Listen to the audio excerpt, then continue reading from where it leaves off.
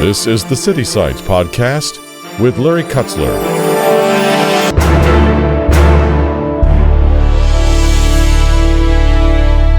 So if you hear yourself calling you or your kids grumpy, you're so grumpy. Where we want to invite you to start is to consider a reframe of that, because that's a label that's not true. It's not how God built you. God did not make you grumpy. God did not make you for grumpy things. God made you for good things, for His purposes. And we might feel agitated and feel off and be misaligned from God's purposes. But this reframe and grace for ourselves when we're struggling and when we're agitated and when we just need a break or need to get away is a great starting place. But then there's more. That was the voice of Jim Jackson, co-founder of Connected Families, and today he's my guest. We are bringing a bold statement about Christ. He's our only hope to face the darkness in our day. Thanks for joining us for the City Sites Podcast. Well, today I want to talk with a friend of mine, and he's become a friend. I got to know him a few years ago when he became a client of mine. He is the founder, along with his wife, Lynn, of a ministry called Connected Families. And traditionally, I believe, and Jim can correct me on this when he comes on mic here, but I think that primarily they work with parents with children. And they've developed this ministry on a four-point platform, which is absolutely superb. And I want to accent on one of those aspects of that four, and that is what's going on in me. And Jim Jackson, welcome to the program. I really want to know, when you ask that question, or when I pose that question, what's going on in me, what does that really mean? Wow, we're just going to go diving right in here. I was going to start with your fishing expedition up to the Boundary Waters, but you simply thought that you only had 2 fish, and I disagree. I saw pictures on Facebook that were tons of fishes, but I thought, well, maybe we'll leave that for another time. Maybe I need to examine what's going on in me relative to my ego and my sense of significance that I get from catching fish and displaying them for all the world to see. There you go. Maybe that's where we could start. No, Larry, it seems so simple on the one hand, and then yet we're not trained as youngsters. We're not trained in our workplaces. We're not even trained in our ministries. When there's stuff going on that needs attention, we're not trained to look inward first. We're trained to be transactional, to fix stuff when it's not working, to call in experts to help us fix stuff or do a better job or maximize or be productive or replicate or multiply. It's always, not always, but it seems like so often our efforts, whenever there's issues to be addressed, are always outward. We point our finger outward and we say, what's the problem and what can we do about it? I did that for all of my ministry life. I was always looking at the congregation and all the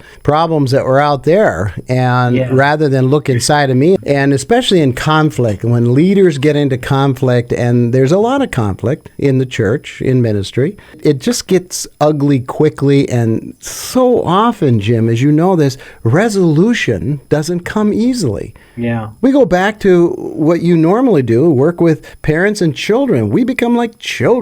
I think that's right. I think we become like children. We become reactive. We feel an urgency to make sure that we're getting our point across quickly, to make sure that we're addressing whatever is wrong and saying it so that it's clear to everybody what I see is what you see, and to go back to even God's word as it relates to how we're invited to be. We think often of the verse in 2 Corinthians 10, verse 5, where we're invited to take our thoughts captive to Christ's obedience. And I wish I could remember who it was that I heard a message one time that I've never forgotten. The essence of it was this idea of taking my thoughts captive, I guess, and I'm not a Greek scholar, but that word thoughts is really much bigger than just our thoughts.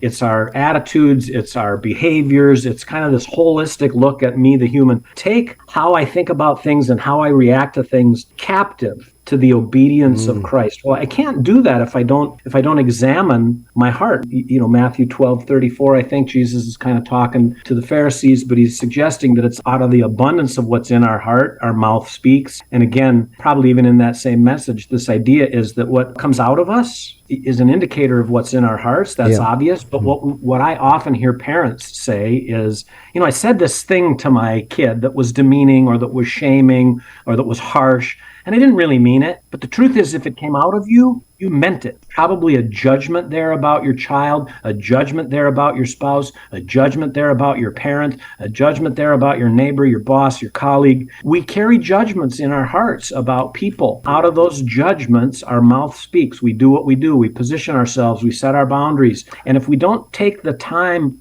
to examine that, it's very difficult for us to then grow into the grace of the gospel for us and then exhibit that grace naturally in a way that flows out to the people around us. Right. And grace isn't natural for us. That's something God gives to us, and we'll talk more about that. But I want to give my audience context, Jim, of who you and your wife, Lynn, are. You started this Connected Families ministry how many years ago?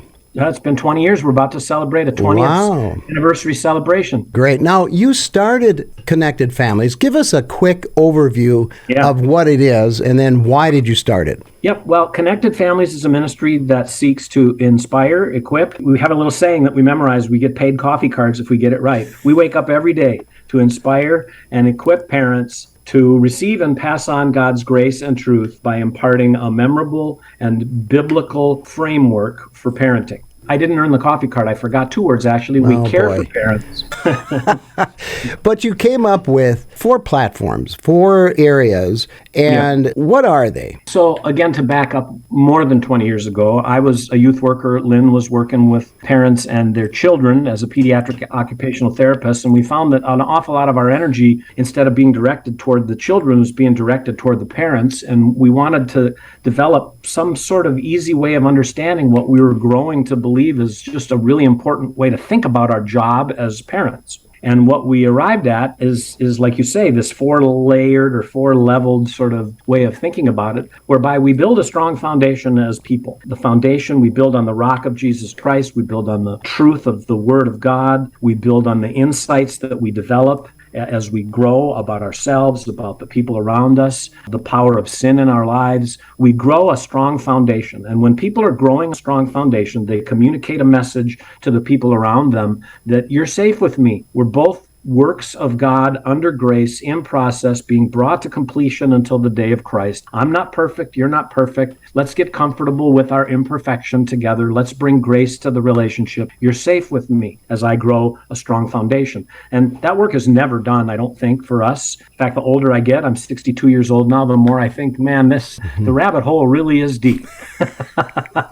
Right? The imperfections, the older you get, they're more glaring. You go, holy cow, I never thought I ever thought that. Part of it, if we learn to be honest with ourselves, if we learn to be reflective, if we learn to self-examine, is that we begin to recognize that the Bible really means what it says when our hearts are deceitfully wicked, and that we've been born into the flesh, and that sin is a problem that's resident in us. We become more aware of that. I feel less able and less capable to do stuff in some respects than I ever have, but I feel more confident in God's ability to work in and through me than I ever have. That's called maturity. Well, yeah. It is. It really is about the transformed mind, the renewed mind, and the transformation that is available to us if we humbly listen and allow other people to correct us and become recipients of critique without being defensive. So anyway, that's the foundation. And then we could go on about that for a long time. Right. But there's 3 other levels I want you to just quickly unpack. As we grow in this foundation, it's a never-ending work. We connect with the people around us. We connect with them by enjoying them, by loving on them, by doing it in a way that lands well. Most parents will say, most people will say, yeah, I love the people around me. But when you ask the people around them what Jim thinks of them, they're like, well, I don't know, he's kind of critical sometimes. Do you think Jim loves you no matter what? And it's like, well, he loves me when I meet his needs. He loves me when I do what he expects me to do. The other times, maybe I'm not so sure. So if we're truly connecting with people, we communicate a message to them that you're loved, no matter what. And we think about these two bottom layers, building a strong foundation and connecting well with our kids. We call that a nest of grace in relationships, whereby our very lives carry these messages with us to the people around us, that you're safe with me and you're loved, no matter how messy your life is, no matter how you've neglected to consider the things I've said, or no matter how you've acted or what you've done. So this nest of grace is really an important thing to constantly, for me, be thinking about, be wondering about, be asking myself about when interpersonal relationships maybe aren't going so well, relationships at work with my wife, with my extended family, and so on. So out of this nest of grace, then there still is a place of accountability that we call each other to as parents, to our children especially. Accountability is important, but it's important in a context of grace, not in a context of law. And I think when we neglect the first two messages, we tend to get lawful. But when we build into the first two messages, we tend to operate out of grace. And those two principles are: we coach our children. We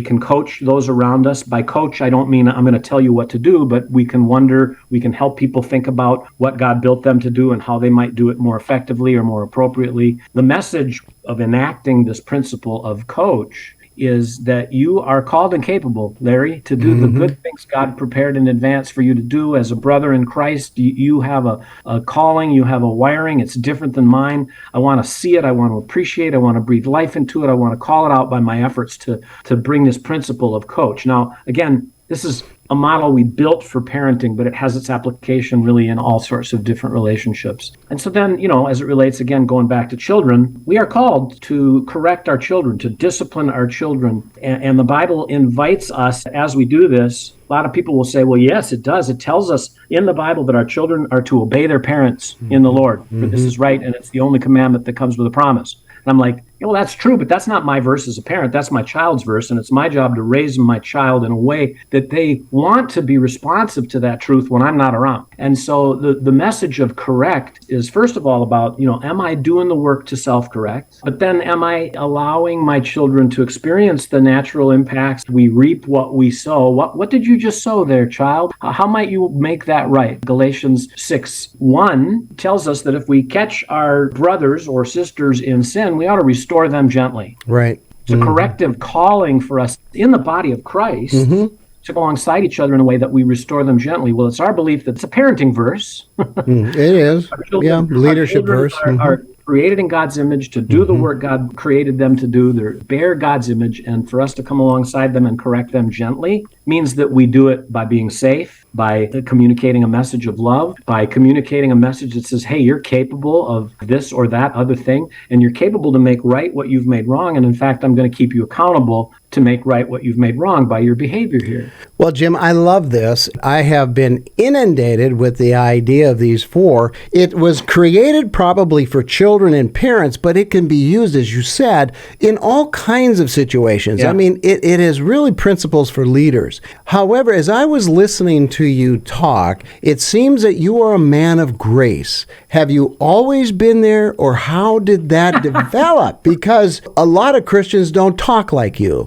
This nest of grace, what the heck is that? I wonder if, in answer to that question, we ought to invite my wife to the podcast. Have I always been a person of grace? Yeah. So to help us answer that question, Jim did ask Lynn, his wife, if he was always a person of grace. And right out the gates, he asked me this question: Jim, have you always been as graceful as you are on these podcasts? What? What are you laughing at? I guess that means the answer is no. Or wait a minute, what does it mean?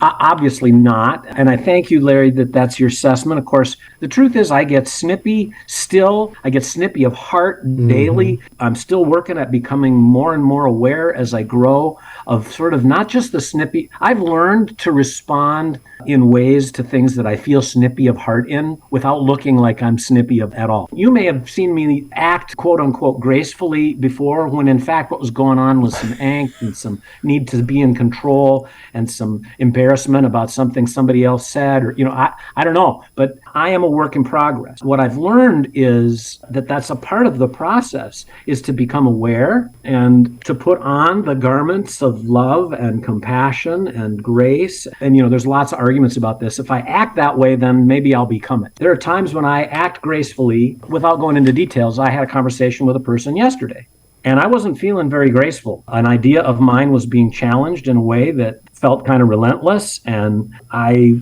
was feeling defensive, and I was starting to feel myself sort of well up inside. I don't think the person I was talking to was aware of this at all, but I caught myself. And even though my heart wasn't in a place where I wanted it to be yet, and by what I wanted it to be means guided by God's Spirit fully in all of this, I chose different actions. And as I chose different actions, it became more natural, and I'd even say more Spirit-led for me to respond gracefully, to admit my shortcomings in the conversation, to listen better and ask the kind of questions that would help me understand something that I clearly wasn't understanding. So I didn't understand. I felt frustrated. I felt attacked. I rose up inside. I started to act a certain way. I didn't want to do it anymore. I caught myself. I started to back down. I started to say the things I've trained myself and others to say. And then pretty soon my heart was in step. And by the time the conversation was over, I was actually in tears of remorse for having guided this person in a way that was hurtful to them. I made a judgment, and I acted on that judgment, and I didn't take the time to listen and learn and grow, to honor this, brother and or sister in Christ, and from a place of humility and learning and listening.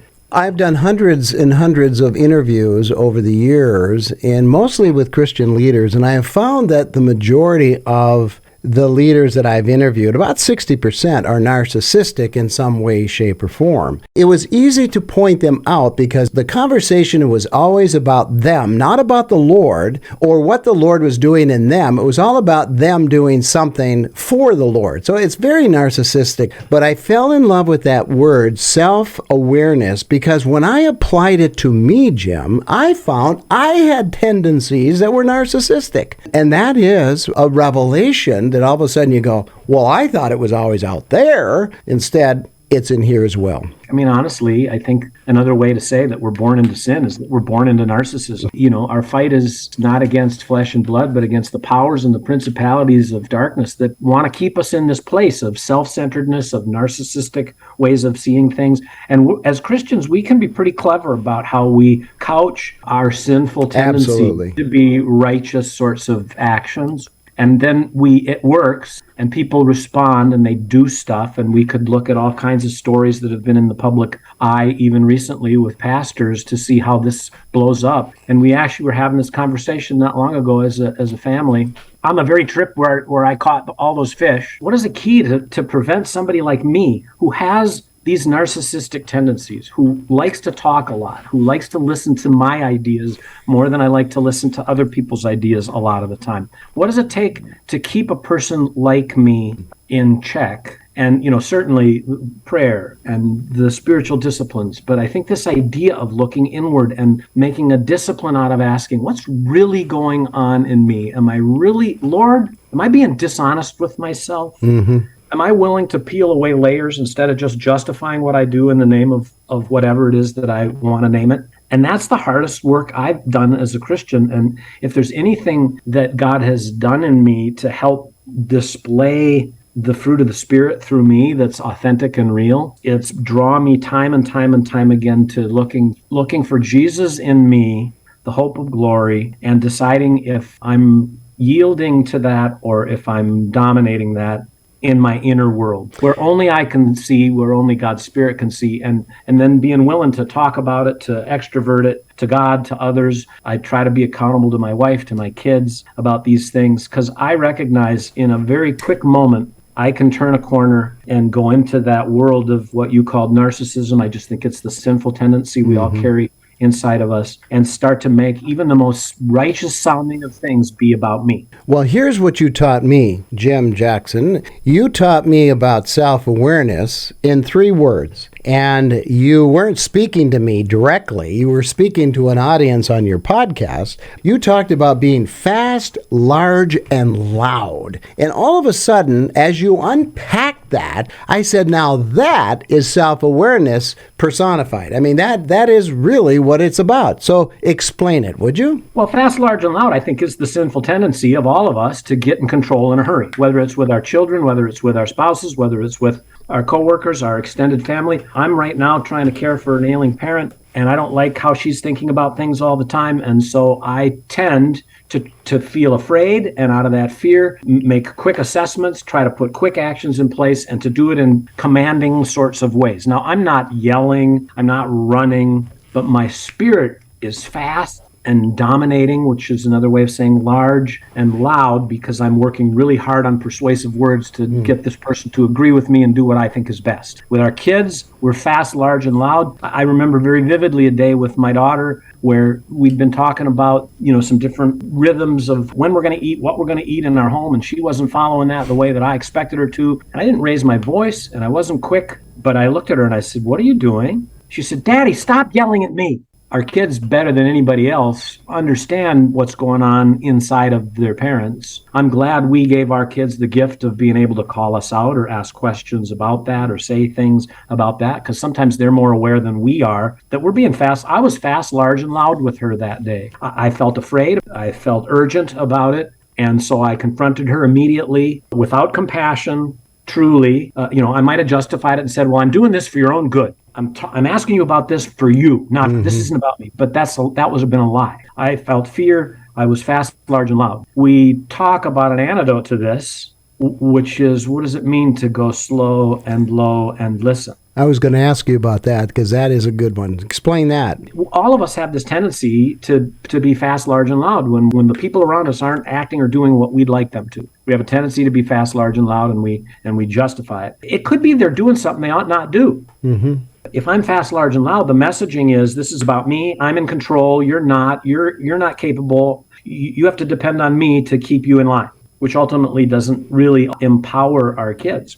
Actually, Lynn came up with this sort of idea of the antidote. What's the opposite is slow and low and listen. That's when we slow down. We take a breath, maybe even take a step backward from the things that we feel urgent about. We point the finger inward and we ask, what's going on in me right here? And then, even with our physical posture, maybe literally low, we get down on kids' level, or maybe just physically, what does it mean to be on another human being's level so that they don't feel intimidated by our approach. If we're leveraging our ability to intimidate somebody into what we might call obedience, Lynn and I call it compliance, which isn't biblical at all. Pharisees were greatly compliant, but they weren't truly obedient. People are going to be obedient. They got to have space to figure out that they're disobedient on their terms, not on mine. So we go slow, we stay low, and then we listen. Listening might be just about being quiet and seeing what comes of this. It might be about asking some questions. What's going on? And how can I help you? And what are you feeling in your heart right now? And listening might be about listening to God and like, Lord, what's it like to be my child right now? Because I can't be compassionate toward another human being if I don't listen to God and let God give me compassion for that other human being.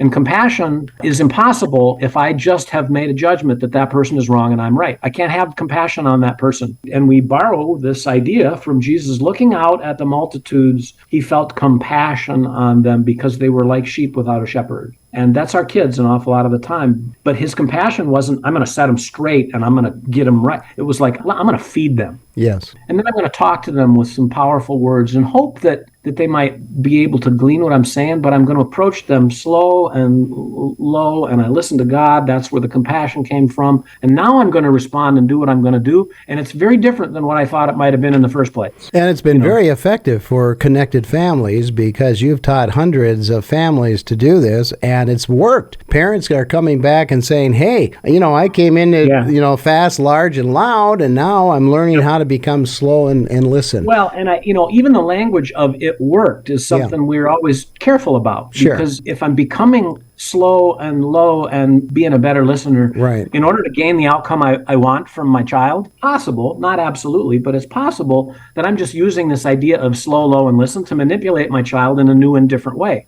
which is the scary part. And that's the, these layers that I talk about. I'm able, even in my flesh, because of skills I've developed, to greatly affect and influence the behavior of other people, especially young people. You're right. You got to be careful about that, because if I'm using all these methods that I've learned as just a heightened way, a more sophisticated way of getting you to do what I need you to do in order for me to feel okay, then that's just a slippier, slimier way of being fast, large, and loud. Yeah, it's sneaky. You're right. Here's a typical example of that. I'm a very passionate person, and I usually move fast and break things. I mean, that's just me. And I'm learning not to do that, but my whole family's that way. All my older sons are that way. Move fast and break things. However, here's what happens. I have a passion about something, like say something political, and I'll go, doggone it, this is just crazy. And my wife says, why are you so angry? I'm not angry. I'm just passionate about the stupidity that we see in our political process. You know what I'm saying? So I have to bring it down a notch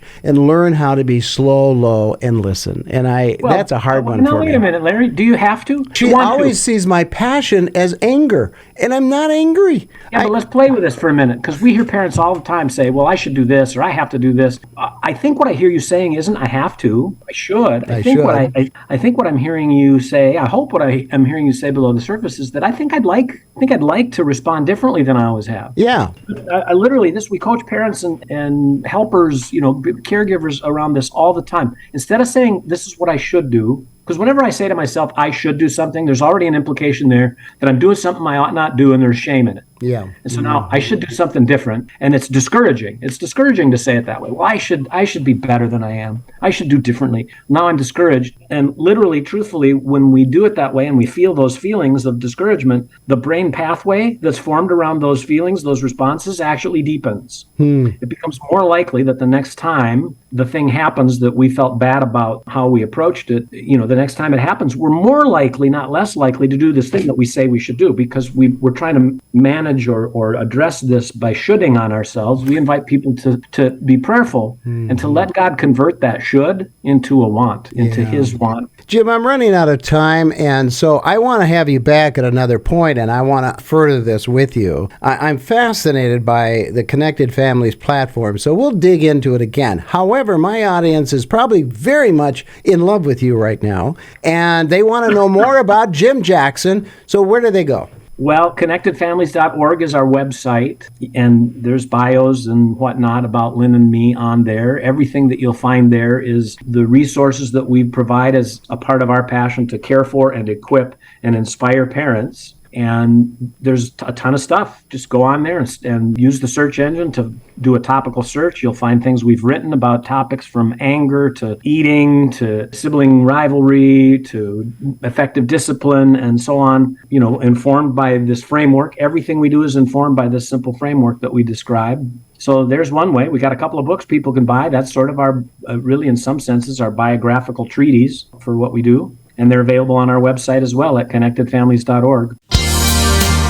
This podcast is about ideas, concepts, and principles that come from the Bible. The influence from our culture has failed us, leaving us without hope. Today, hope is still alive with God. Thanks for joining us. Again, thanks for joining us today for the City Sites podcast. Here's a takeaway from my guest today, Jim Jackson from Connected Families. We carry judgments in our hearts about people. Out of those judgments, our mouth speaks. We do what we do. We position ourselves. We set our boundaries. And if we don't take the time to examine that, it's very difficult for us to then grow into the grace of the gospel for us and then exhibit that grace naturally in a way that flows out to the people around us.